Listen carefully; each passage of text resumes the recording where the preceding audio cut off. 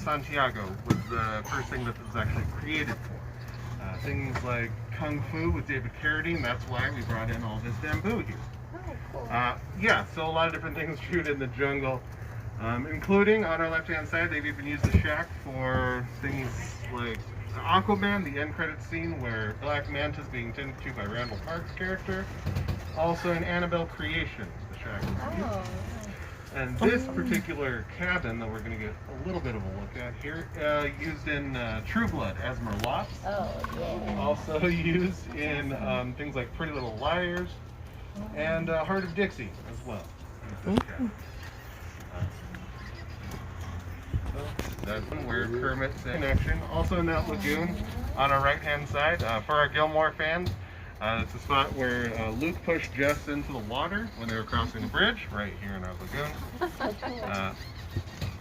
In addition to that, we have things like Little Rascals. Got a scene where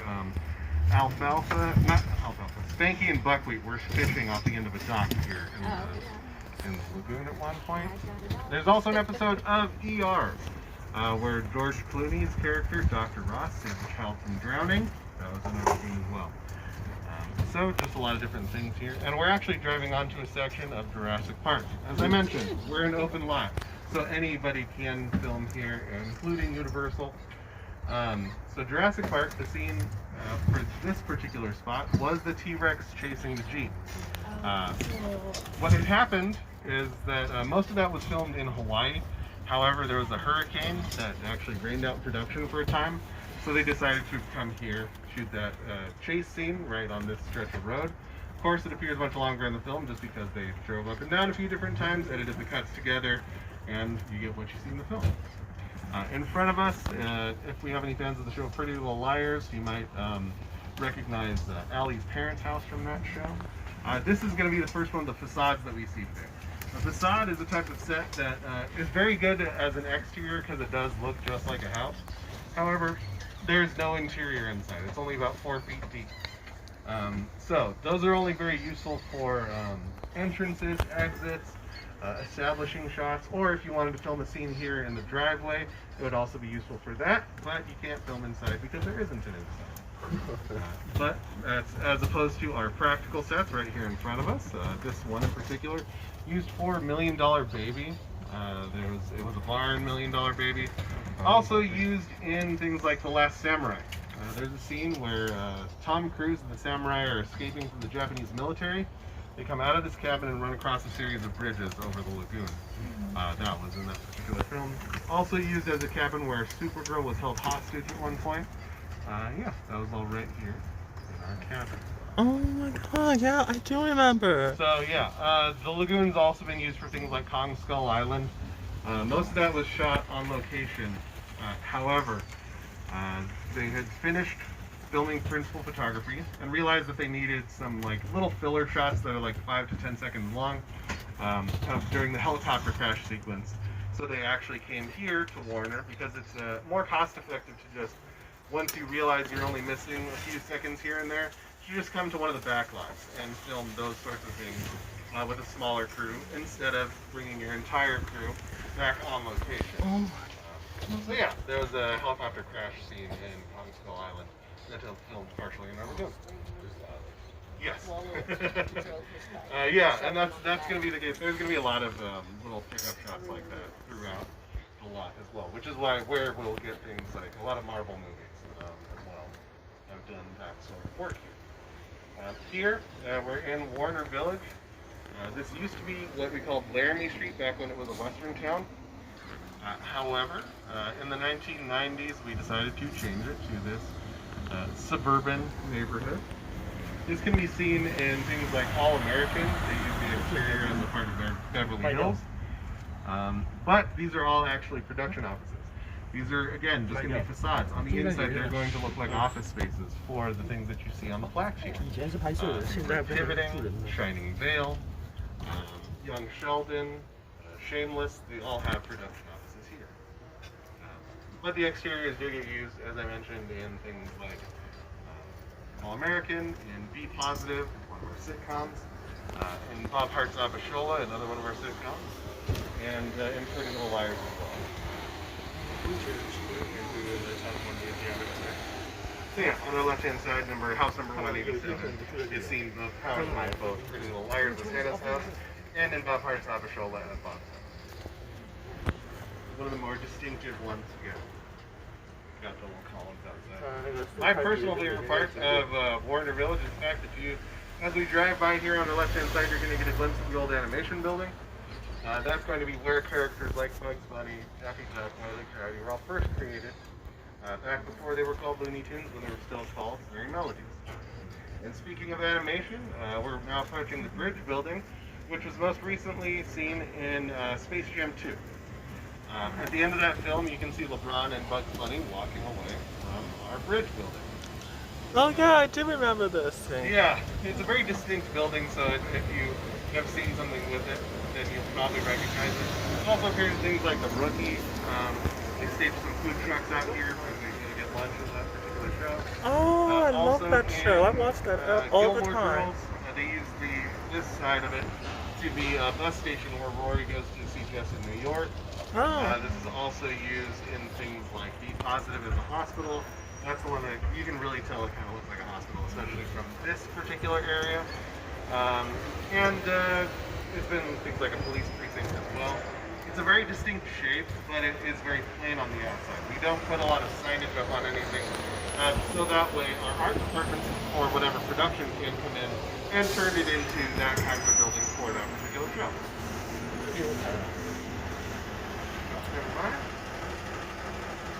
Across the street. On the left-hand side, this parking structure, even our parking structures get used sometimes.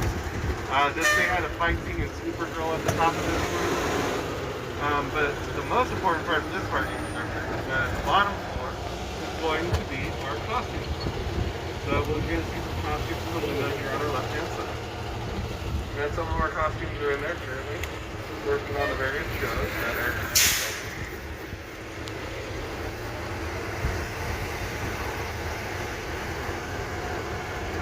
just so you can get a better look at the costume department, I'm going to play a short video. We love the stories that people tell in the way they dress. When you're driving by and you see a big parking structure, you just have to imagine that inside is a football field size department full of clothing. There are about 850,000 pieces of costume going in and out of here over the course of a year. Anything that can adorn the human body from the tip of your toe to the top of your head. We service all professional costumers or costume designers in the business. We can help you find it. We can help you make it. I get excited about reading the script. You know, it sounds like a great story. You're really trying to understand somebody by how they look. Everything that character is wearing has been thought about, sketched, maybe made, and an actor will see what that person is. They become the character. So as you mentioned, over 850,000 different pieces of costuming going in and out there in a year. That's because Warner's an open lot, as I mentioned before. Anybody can film here. Warner, Disney, Universal, Columbia, all the way to some of our local film programs for colleges will get the opportunity to film on the Warner lot road. On our left-hand side, you're going to see a pirate ship from Taika Waititi's new project called Our Flag Means Death. He's, of course, the director of things like Thor Ragnarok, Jojo Rabbit, and What We Do in the Shadows.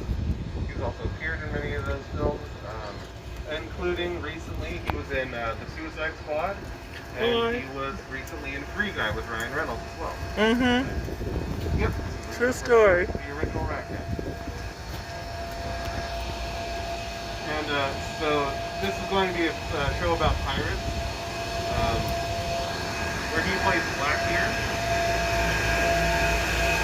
And they're actually in both 28 and 23, so we're probably going to get a look at both.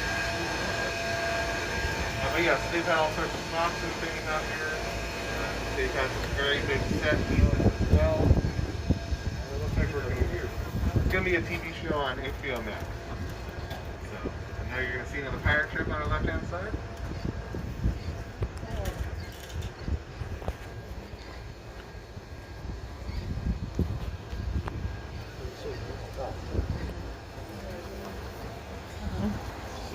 because we're an open lot, we have to have a lot of infrastructure here. We've got a costume department with over 850,000 pieces of costuming, a props department with over 500,000 individually ticketed items. We even have a gas station, a transportation department, fire department here, and of course anything that we don't already have, we can make right here in the mill. The mill is going to be the center of our manufacturing area. A metal shop, a wood shop, and a design and printing. So first thing that we're going to pass is on our right hand side, our production offices. Used to be for Conan, currently for the Rookie. The mill is the second largest building in Burbank to be 100% solar powered. And on our right hand side you're going to see the metal shop with a lantern that was made for Pirates of the Caribbean. Yeah. On our left hand side is the design studio with our giant Oscar outside of it. Inside the design studio we actually have a printer, a giant printer for printing out our 30-foot backdrops all in a single piece. And of course the largest section of the mill is going to be our wood shop. That's just because we make most things out of wood here or different composite materials. So we'll have signage here, set, furniture, props, all will be made here in the mill.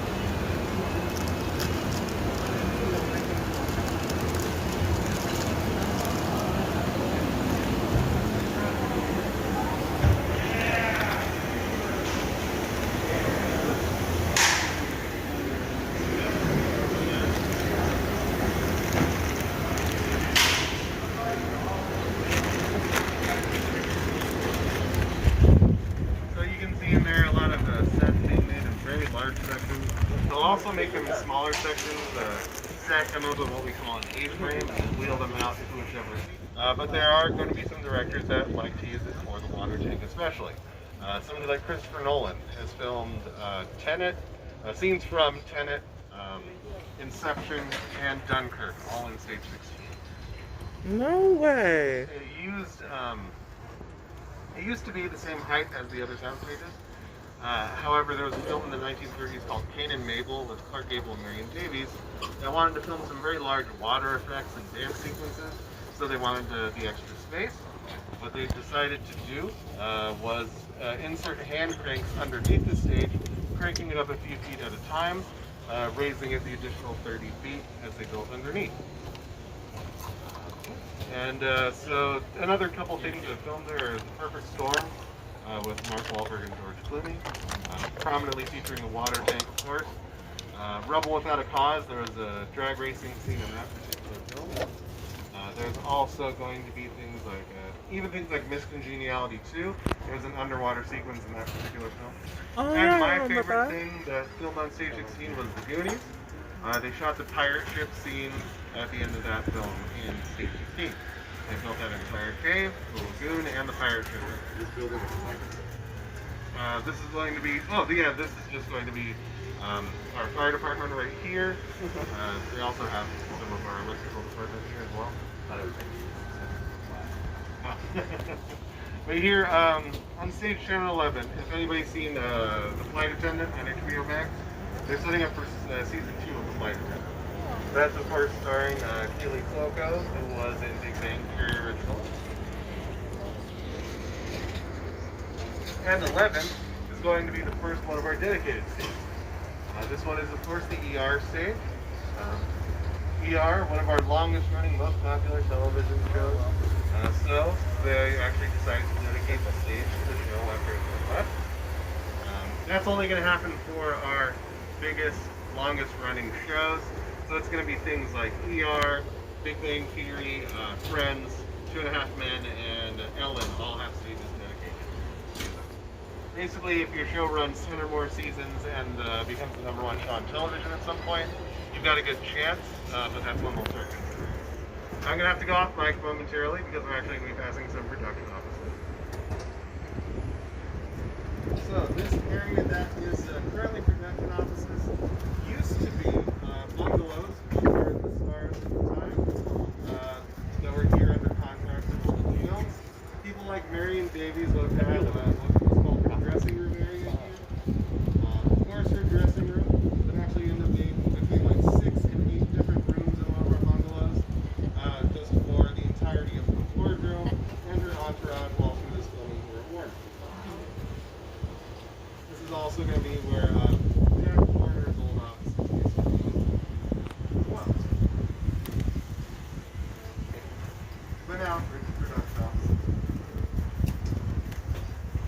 So now we're actually going to the Ellen stage to do a behind-the-scenes look at how top shows were made.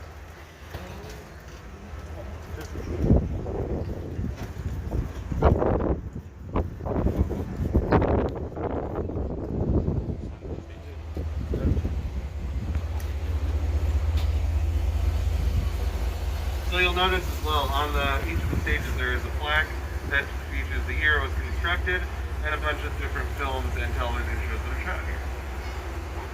It's not an exhaustive list, of course, that would take up too much space, but it is a highlight of the things that are shot here.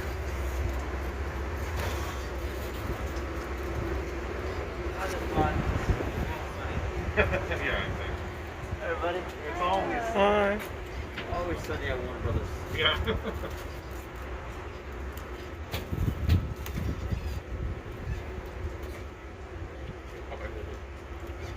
Alright, so just watch your head and step as we exit the vehicle. Real quick, folks, if you have any food or drink, please leave it on the cart. We're not allowing any inside the soundstage. Water is fine, but for the rest of you out here, we'll be right back, okay? And if it's coffee, let me have some great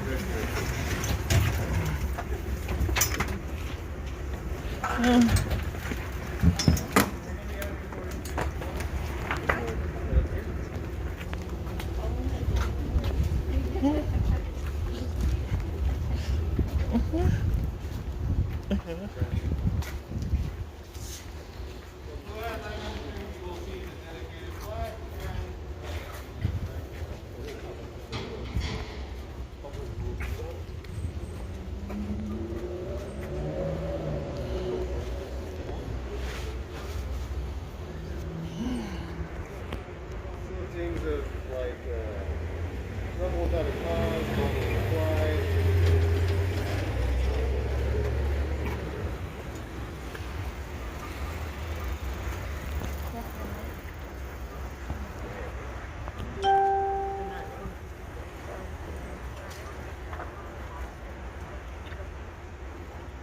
Strangers on a train.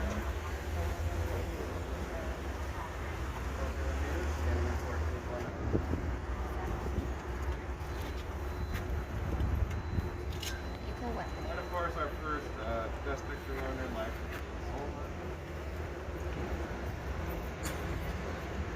Go ahead and watch your step as you come in.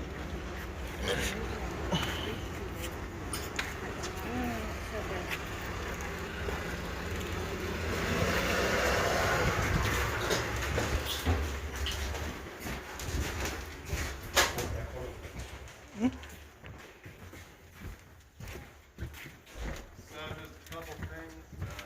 This is of course called the Riffraff Room. That was coined by Tom Hanks. This is the audience holding area.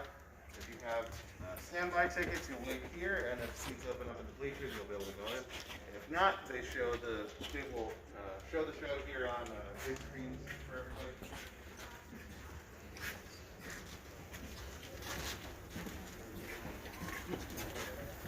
So on our right-hand side above us, we have one of the backdrops that gets printed out in the middle, all printed out in a single piece. And as we enter the stage area, please just remain on this wood-paneled area called Camera Alley. We're not allowed on the stage or in the bleachers currently, and there's actually working in the back, so we'll avoid that. But if you would like pictures in front of the stage, I can take them for you. Please take as many photos and videos as you can.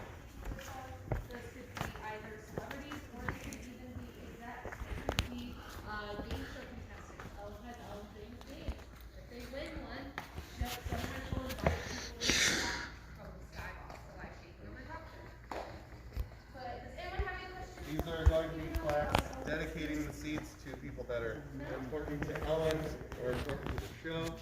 Early guests like Tom Hanks and Meryl Streep, DJ Cliff, Drew and Brittany Reeves. Drew is, of course, the quarterback of the North Saints. Ellen is Yeah, Trevor Warner. unfortunately, no.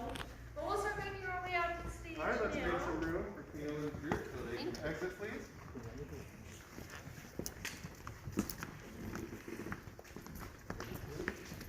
And this is some live pictures in front of the stage.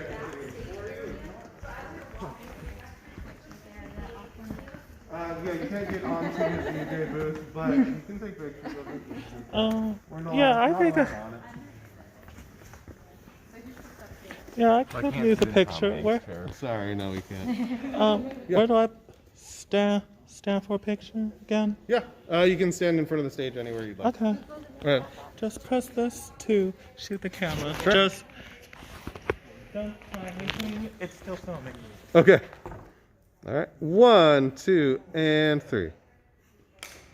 There you go. Took a couple. Let's do it on the chair.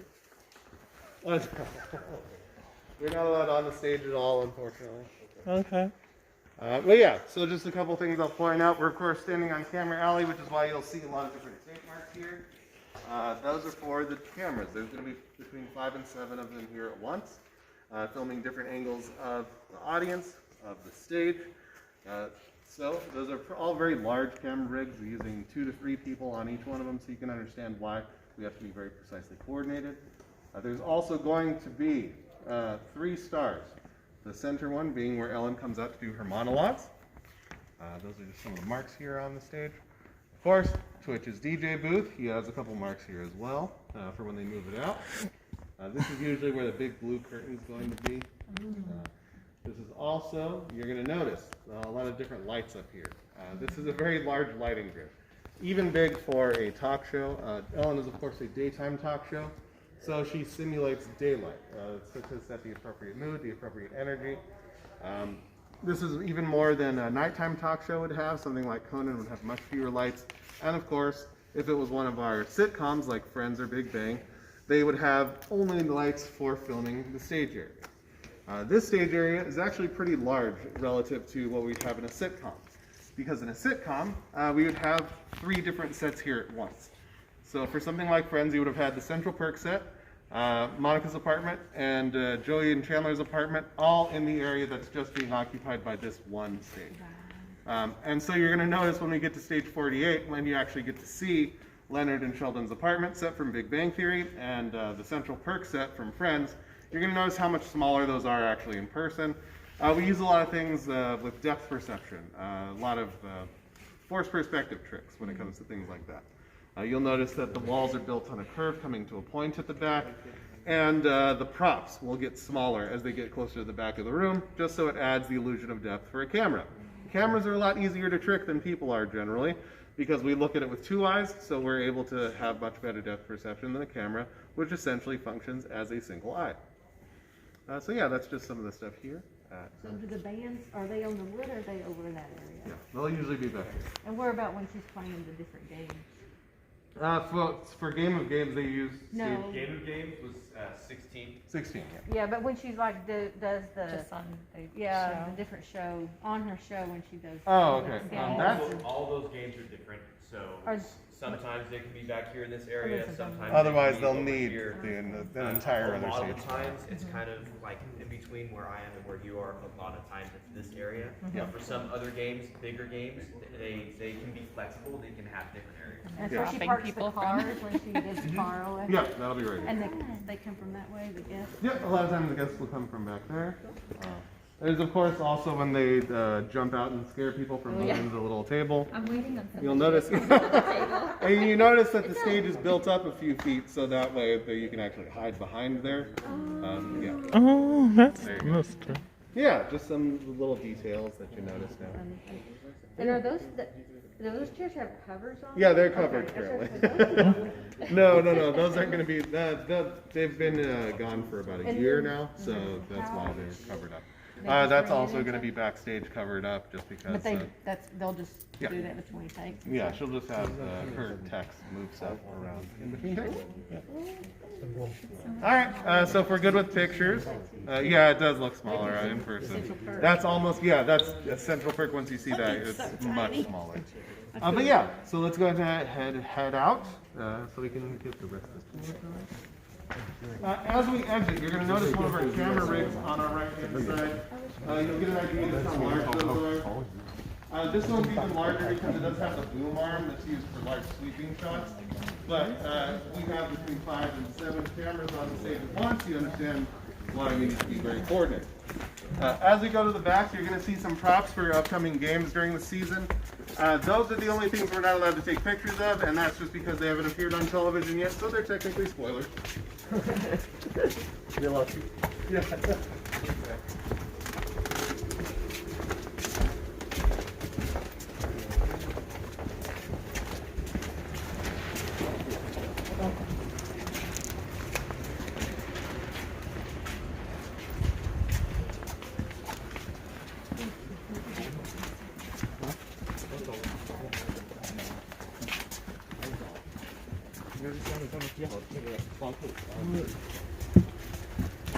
Head back to part number 30 right there.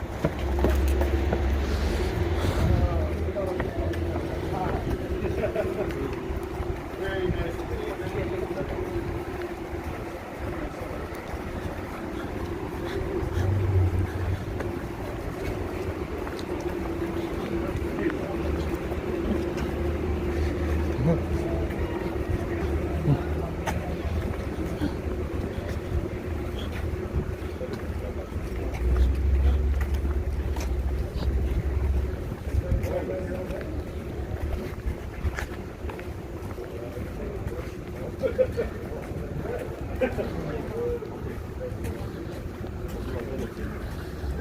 All right, you got your hand and stuff. You guys get started.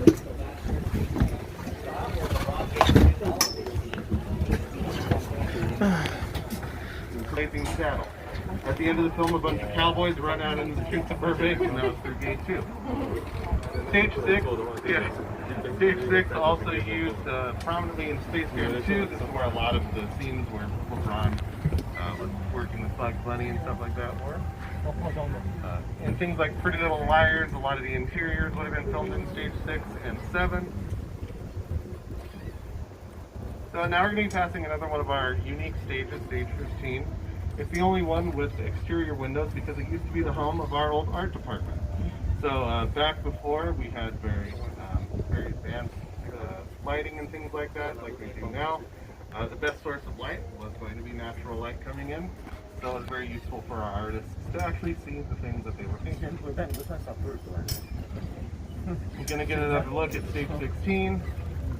Just how large it is, next to 15, of course.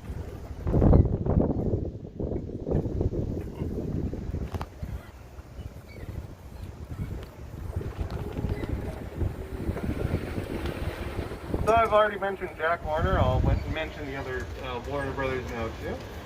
They came from the 4 brothers from a family of 12 children, immigrated here in the 1800s from Poland. Oldest was Harry. He was the original CEO of Warner Brothers. Second was Albert, who was in charge of things like finance and film distribution. Third would have been Sam, who was in charge of a lot of technical aspects of Warner, including helping to invent the Vitaphone, which helped bring sound to film. And finally, there was Jack, who was in charge of day-to-day operations here at Warner Brothers, interacting with a lot of the different filmmakers and actors. So now we're actually going to be driving by Stage 20, which has what we call the wig wax on, and those flashing lights. Means that they are currently filming.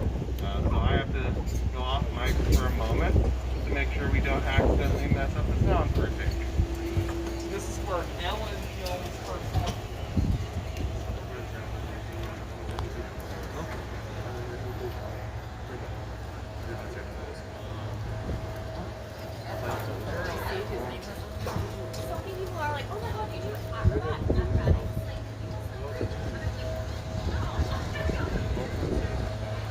So now we're driving past Lyon. I'll mention on our right-hand side are the Big Bang Theory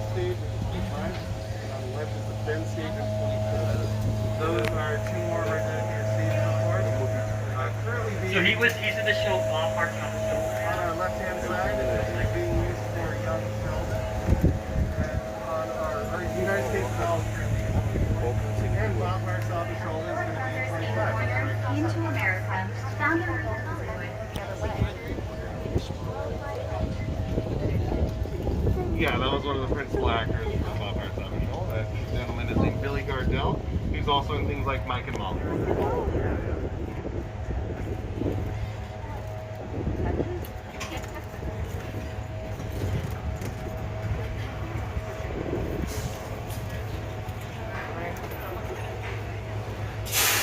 Since the Friends Mountain is a little crowded currently, we're going to go ahead and go around New York Street real quick, and then I'll come back for the Friends Mountain. So you can see. New York Street used prominently in things like Last Samurai, Blade Runner. The entirety of it was also used in The Great Race. This section was used in our show All American as part of Beverly Hills with some upscale shots. On our right-hand side is going to be the hangout from All American, where the character Spencer works, the main character from that show. Also used as the Daily Planet in Lois and Clark, The New Adventures of Superman, and also used in both ER and Gilmore Girls. In ER, it was a bar where a bunch of the doctors would go to get drinks after work, and in Gilmore Girls, it was used for the place where Luke and Lorelai have their first date. So, those things actually filmed, overlapped in their filming. So, the Gilmore production team actually just went to the ER production team and requested to use that set. So they left it up exactly as it would have been seen in ER. So the background of that scene in Gilmore Girls is seen in ER.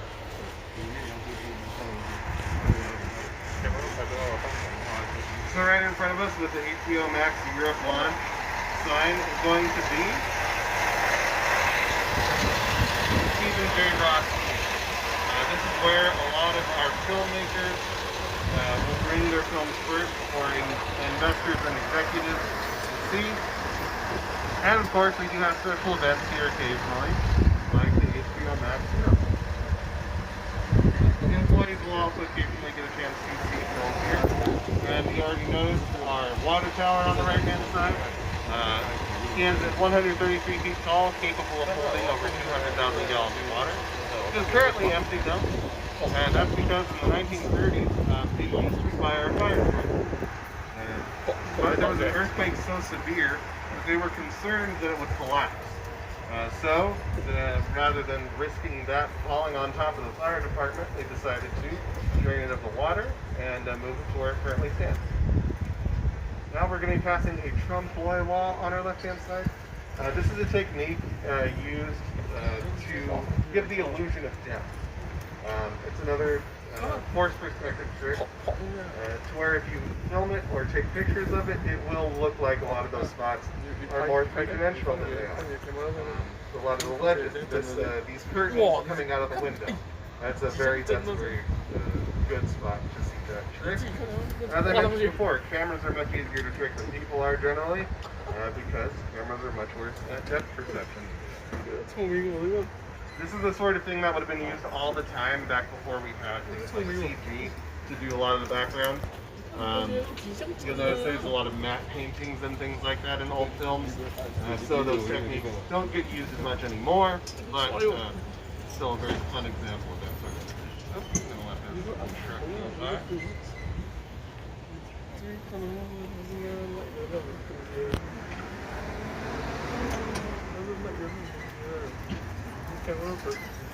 So these are just some production cards on the right hand side. The Black Pink one was Pretty Little Liars.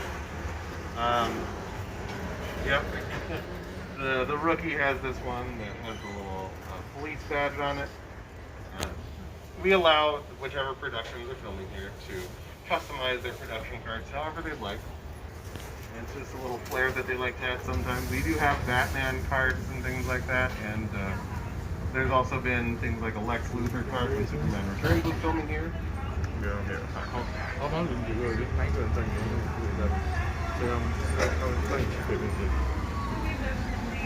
So now we're going to be driving by Lot 8. Even our parking lot is used for filming. Lot 8 is easy to remember because it is a helicopter. This is where Frank Sinatra's personal helicopter pad was during, while he was filming his rap acting. Also used as the top of the helicopter pad in ER. And it's currently being used as a base camp. So you see all these star wagons. Wagons spelled with 2 G's because there was a gentleman named Lyle Wagner who was Steve Trevor on Wonder Woman, the Linda Carter version of Wonder Woman.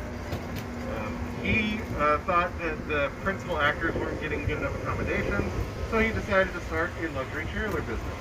And that's why Star Wagon is spelled with 2 G's.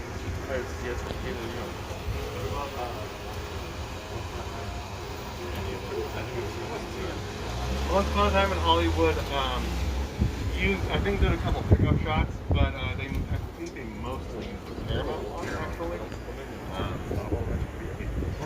And of course, like, yeah, and the sound stages, of course, look very similar no matter where we're at. It's a very similar color and style.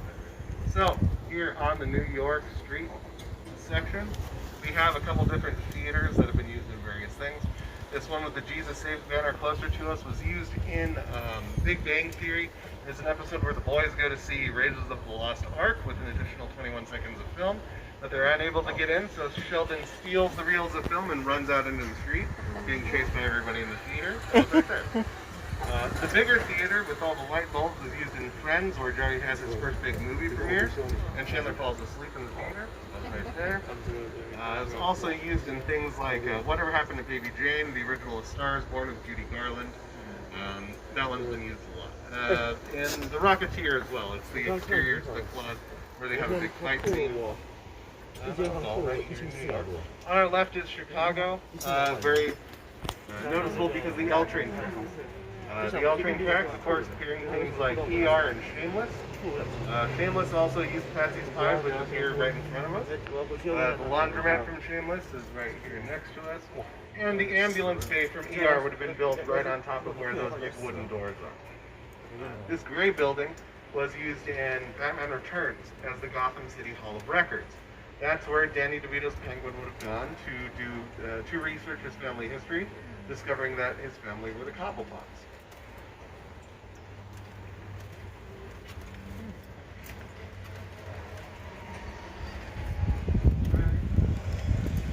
So now we're going to get a chance to go to the rest stop and take some pictures.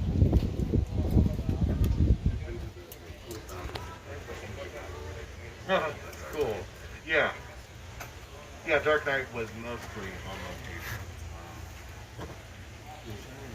Most Christopher Nolan likes to shoot on location when he can. It's just things like the big effects shots for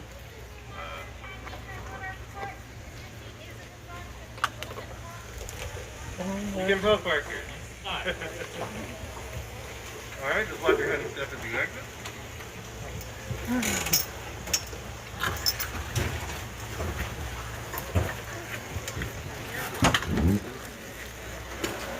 So this couch is actually made of fiberglass, so don't flop down on it because it's very hard. Also, please don't put your feet on it because it'll get very dirty throughout the day. If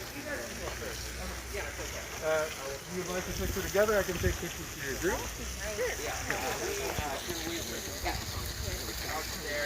But no, the opening sequence was shot a few miles away. If you'd like to, you can take off your mask before the picture. It gets seen quite often. Yeah, 1, 2, and 3. That's where the fountain was seen. This fountain was used for the 25th anniversary of France, and this is where the reunion special was shot. Okay.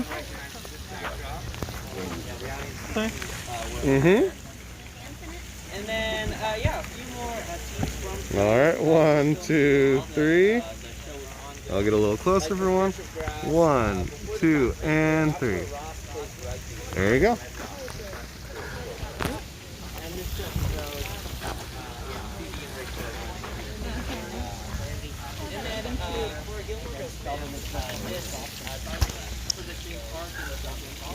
Well, guys, this is awesome. I can't believe I'm here at the Warner Brothers Studio Tour. And better yet, We're on the section where they filmed the Friends opening scene. You know, with that theme song that goes like, I'll be there for you. Oh, love that one.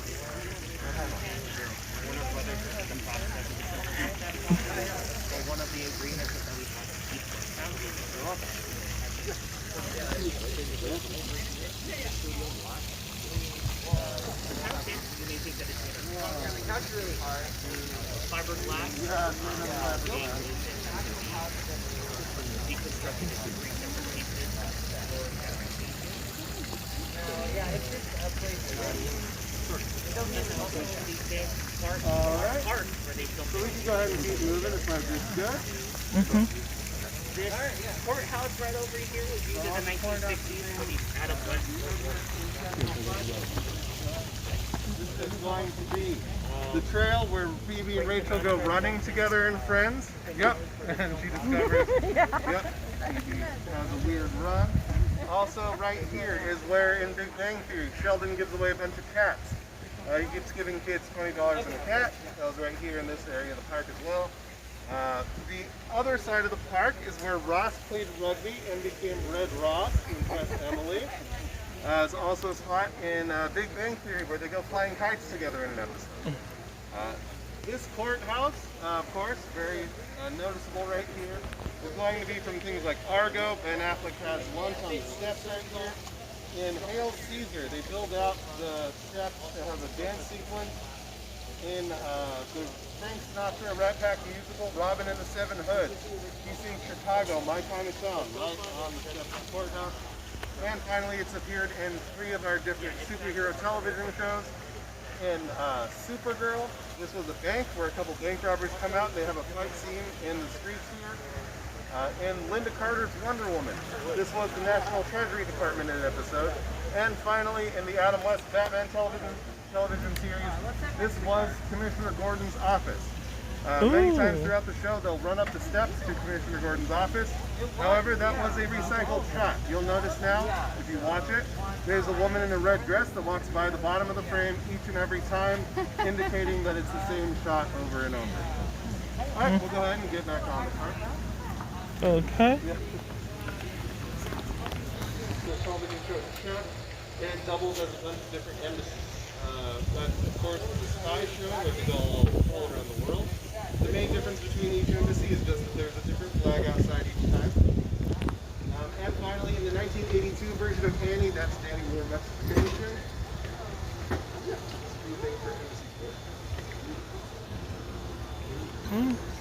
How was our picture?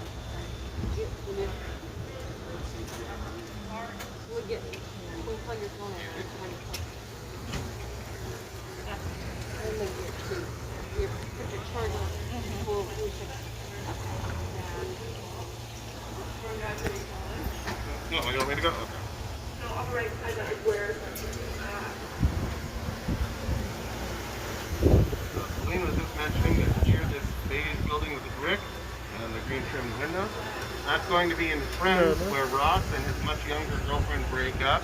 She throws a water balloon at him on the sidewalk. That was right here.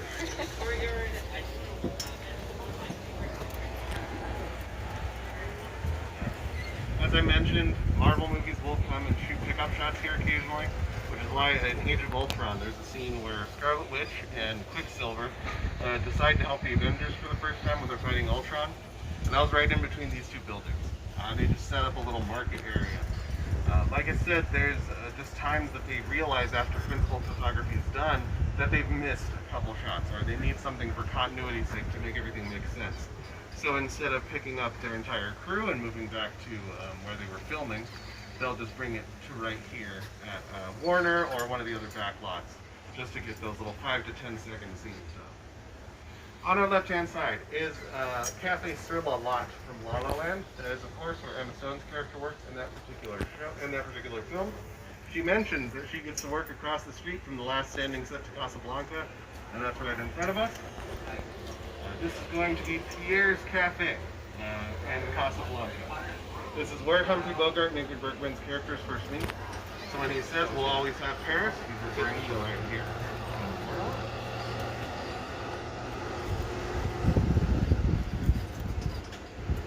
now as we enter Midwest Street, on our right-hand side, you can notice what looks like the house from Full House.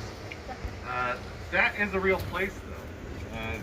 The original one is a house in San Francisco.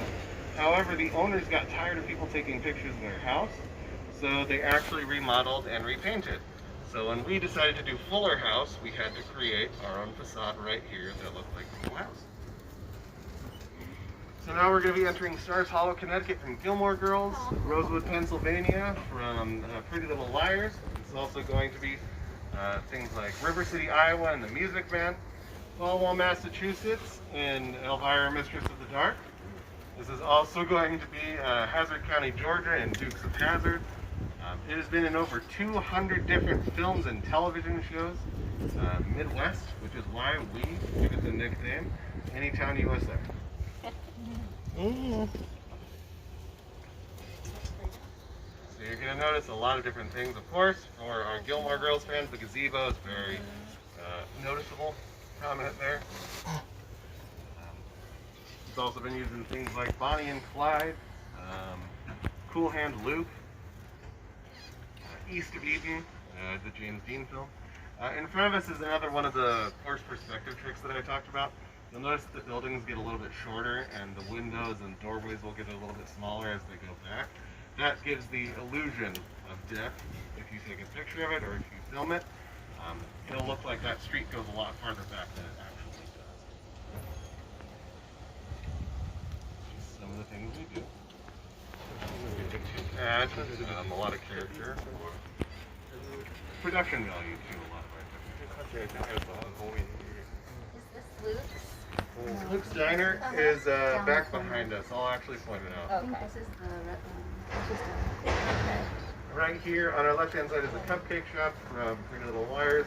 That one, yeah, this is all Stars Hollow in Gilmore Girls. So yeah, of course, the church is another one that's very noticeable from that. Also very noticeable in Pretty Little Liars, used in the Waltons as 3 different locations. It has a church entrance, a high school entrance, and an elementary school entrance. That's one of our 3 for 1 locations. Also used in The Lost Boys. This is where the boys go while they're fighting the vampires to fill up their canteens with holy water. I remember that scene. Yep, that particular scene was right here. Oh yeah. Yeah, this is on the right side. This is where they rode on their bikes to this church. Yes. Yeah. The entirety of this has been used a lot in a lot of different things, including like our live musicals like Grease Live and Christmas Story Live. Those both use the entirety of Midwest. Shut the front door. Right in front of us is the Caesar house from Growing Pains. Oh. Also, Mrs. Deagle's house from Gremlins. She's a mean old lady that has a mobility chair that goes up her stairs. The Gremlins hotwire and shoot her out the window. Oh yeah, I remember that. It was crazy as hell. And behind it is what we call Phoebe House. It's Phoebe Cates' house from Gremlins.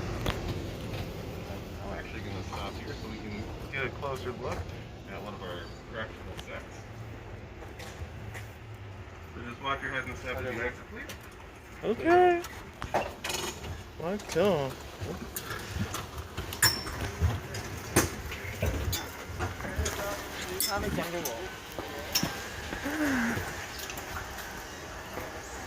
No, no, it said to wear comfortable shoes. The Phoebe Cates' house in Gremlins, also Phoebe's dad's house in Trent. When she goes to meet her dad for the first time, but they're unable to get in the house because a small dog comes out and starts barking at the car. We throw Joey's sandwich to it, but it doesn't even want Joey's sandwich. Yes. Don't tell me we're going. Oh my God, we're going inside here? Oh. You know.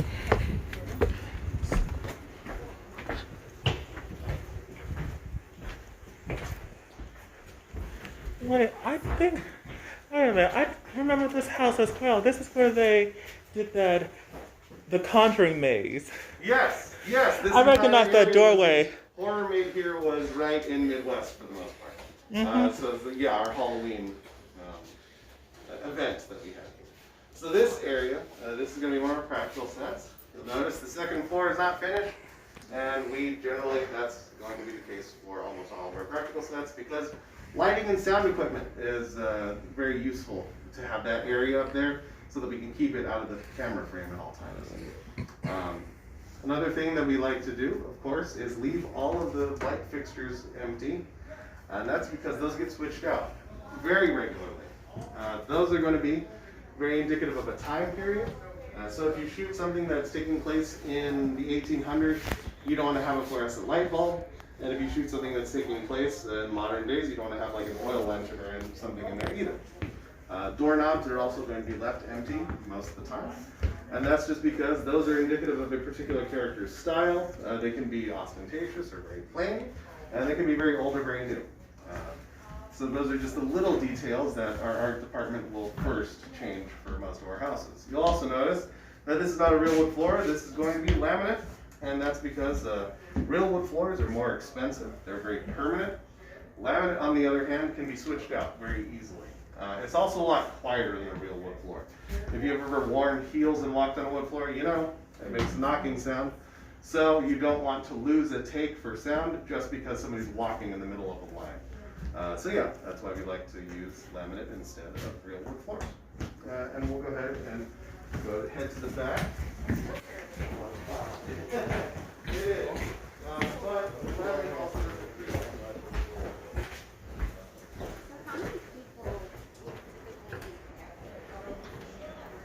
really depends on production.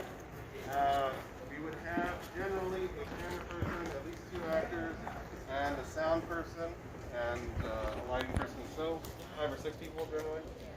Okay, as you look back at the house now, you're going to see it's a different house from this side. This is going to be Lyon and Rory's house from Gilmore Girls. The interior was used on a soundstage mostly, but this is the exterior. This is where she would have parked her Jeep, right here in the driveway. Oh. Yeah, so we just like to show that particular aspect of this one. Yes. Yep. We're going to go ahead and head into the next house now, which is what we call the killer house.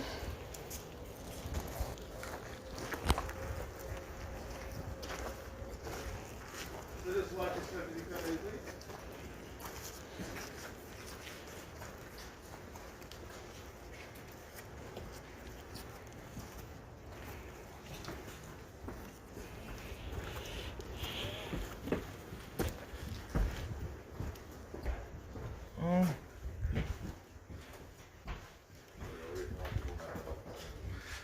So for our friends, fans, this is going to look a little familiar.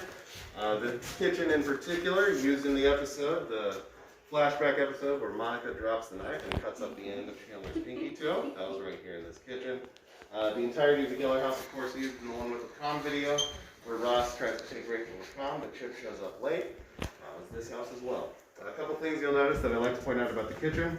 Not real tile, this is going to be wood paneling. This is stuff that's made in the mill, so that it can be switched out very easily. Also, of course, there's no plumbing in here. This faucet won't work because there's no plumbing at all. Anytime you see water come out of one of these faucets on television, that's considered a special effect. Because we have to actually have somebody sitting outside watching on a monitor next to a water pump, so that when the actor comes up and turns the faucet on, they will turn on the pump and water will cycle through. So yeah, just even little things like that can be a special effect. So now, one more thing that I will mention about this house. Of course, you already see that the second floor is not finished, even more so in this particular location. But this living room was actually used in Pretty Little Liars. This was Emily's house in Pretty Little Liars. So if you've seen that show, you might know that they crash a car through the front of this house. That was this location. You have one rule, and that is you return everything to the way that it was before you got here once you're done with it. So the way that they accomplished that is rather than destroying this much more permanent wall, they took it apart piece by piece, rebuilt it with things like balsa wood and sugar glass, did the stunt, crashed the car through, swept up everything, cleaned it all up, and then rebuilt it with more permanent materials again so that it was less expensive than destroying this kind of a wall. So you'll notice if you come over here that there's different ages of wood on either side of this board, And of course, there's a chalk line indicating where they did the reconstruction. So that's just a few things about the house. We're gonna let Celine's group in so that they can take a look here, and then we'll head out after they get in. Sorry. That's okay. Keep running into each other like that. I know. Yes, just about every time. So yeah, as we exit, you're gonna see the staircase, of course. Ross would have been playing keyboard or I'm going upstairs to change into his dad's tux.